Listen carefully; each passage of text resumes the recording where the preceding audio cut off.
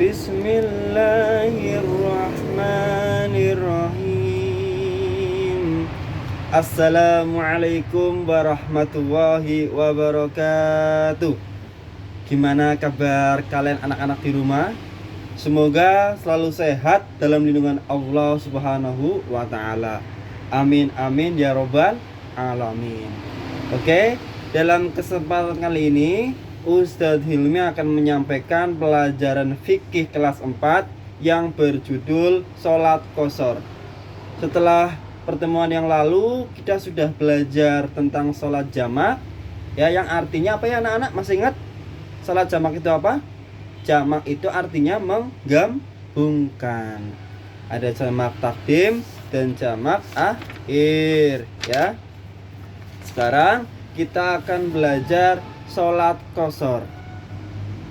Yang tujuan pembelajaran kali ini yaitu yang pertama, agar kalian dapat memahami pengertian sholat qashar dan tata cara pelaksanaannya, serta agar kalian dapat mempraktekkan sholat qashar dengan baik dan benar, ya. Itu tujuan pembelajaran kali ini.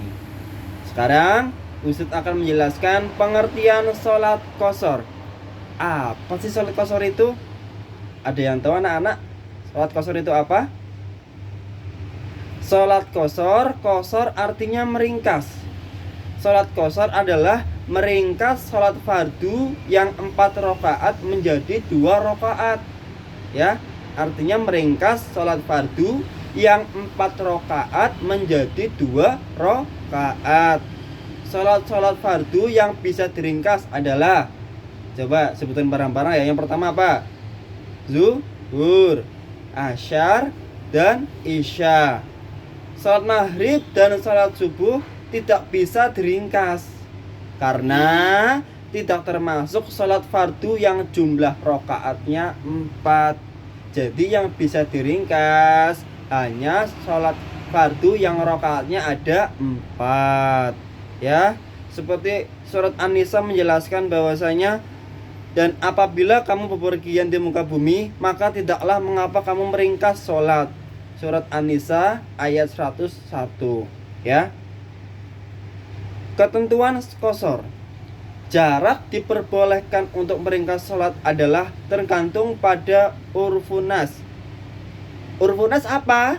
Urfunas artinya berdasarkan kesepakatan masyarakat secara adat tentang batas kota dan jarak bepergian, ya. Itu arti dari urfun nas.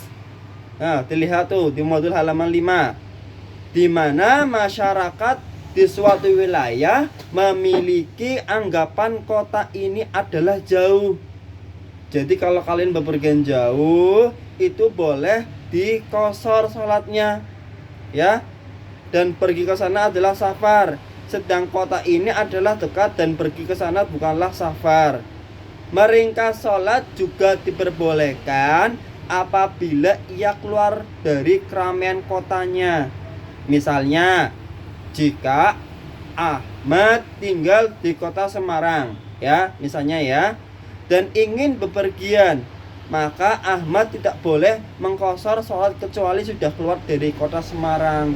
Jadi diperbolehkan melakukan qashar ketika sudah keluar dari tempat yang kalian tinggal. Misalkan kalian tinggal di Tegal, kalian boleh qashar di kota Cirebon, misalkan boleh melaksanakan di kota Cirebon, ya.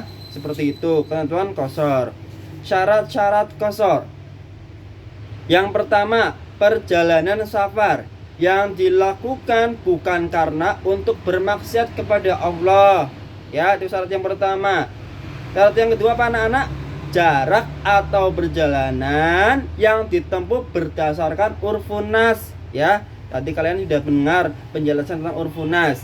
Yang ketiga, berniat meringkas sholat, ya. Berniat, kalian sudah berniat meringkas sholat. Tata yang kedua, tata tertib dalam qashar. Apabila kita sholat dalam perjalanan dan meringkas sholat dilakukan secara berjamaah maka diawali dengan azan dan iqamah ya. Yang kedua, sholat zuhur, asar dan isya diringkas menjadi 2 rakaat. Itu tata tertib dalam qashar. Sekarang waktu dimulainya meringkas sholat itu kapan? Ketika keluar dari batas wilayah sampai dengan waktu yang diinginkan. Selama tidak berniat menetap dalam suatu daerah. Dalam suatu riwayat Rasulullah pernah tinggal di Tabuk selama 20 hari dan beliau tetap mengqashar sholatnya. Itu penjelasan sedikit tentang sholat qashar ya. Mudah-mudahan sedikit tapi bermanfaat bagi kita semua. Akhirul kalam, wabillahi taufiq wal hidayah. Wassalamualaikum warahmatullahi wabarakatuh.